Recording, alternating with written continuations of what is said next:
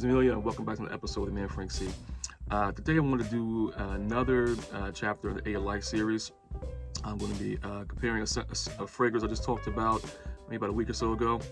But first, if this is your first time on the channel, please consider subscribing as we continue to bring you fragrance news and reviews you can use in your everyday fragrance journey. To all my current subscribers and long-time supporters, I definitely appreciate it. And please consider subscribing. Please continue watching. Thank you. So, get back into it. So, today I'm going to compare Tom Ford Beau De Jour, just fragrance that I just kind of acquired over the holidays. I just did a review about a week ago.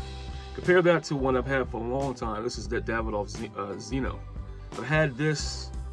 This is probably one of the first fragrances I kind of acquired. It's one of those things I just kind of snatched up and kind of just put to the side. Maybe I want to say like around 2018, 2019 time frame. This is maybe about a year or two into collecting. I just acquired this one, which actually came out. This actually came out in 1985. This one came out in 2020. So we're gonna do the comparison on it. So just to start off, let's start off with Davidoff Zino. Davidoff Zino is a classic barbershop scent. You can 1985 release. So it's definitely. It's the bottles, like a black bottle with the gold cap. It's definitely got a little dust on it. It's been kind of back in the coffers for a while. So the bottles, it's a nice bottle. Not typical of your 80s bottles. It actually has a more modern feel to it. The scent itself has notes of Brazilian rosewood, lavender, which is a key component of a good barbershop scent.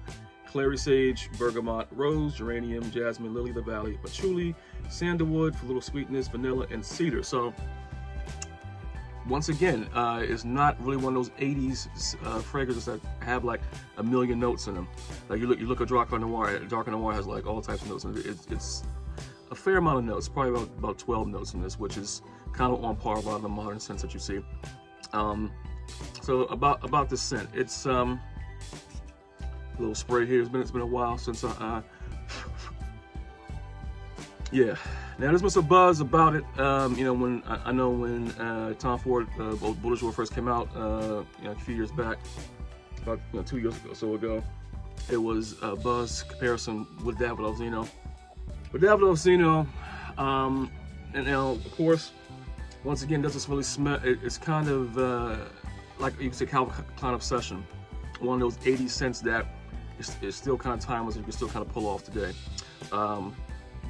Now, as far as the lavender in there, yeah, the lavender, both lavender and patchouli and each.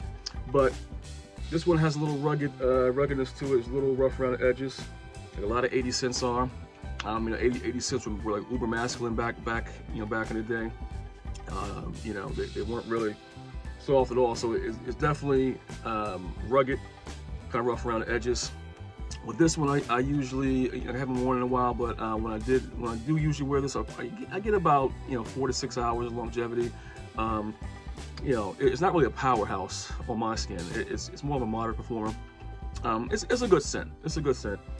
And like I said, it's not typical of your 80s powerhouses. It has that oiliness in it. A lot of those 80s, those throwback scents have a lot of that. I don't know what it is, like an oily component. And they're like, it's like Santos de Cartier, scents like that, like Dunhill, Poron, that comes in a similar bottle of this. So now to the newer rendition of the barbershop category or fougere. This is Tom Ford Beau De Jour. Now this one, this one is I've been wearing a lot of this lately. Yeah, so this one has notes, and the Beau De Jour is lavender extract, lavender, rosemary, oak moss, mint, basil, geranium, patchouli, and amber. So I think the addition of that mint and that amber definitely gives it some sweetness. Definitely helps round it out. That lavender extract, which is like a pure form of lavender, I think definitely gives it that smoothness. Kind of rounds it out. They both share the notes with oak moss, but I really think that amber, that mint, definitely sets it apart from it, and the quality is just there. I mean, when you do it side by side, I say the Zino is probably about 75% there. I would say it's about 75% there. It's close. I think it's just close enough to make it A-like, where you can kind of pull it off. You know, it's been a while since I've worn it, so I've kind of forgotten how that dry down is. But this one dries, like I said, on my skin, this one dries down sweet. The mint and amber come out. It hits you with that herbal punch in the beginning. This one, talking for Beau De Jour, and then that mint and amber kind of kick in and give it some sweetness. So it's, you know, of course, Tom Ford is a superior scent as far as performance, longevity, the smell, overall. Of course, this is the superior scent.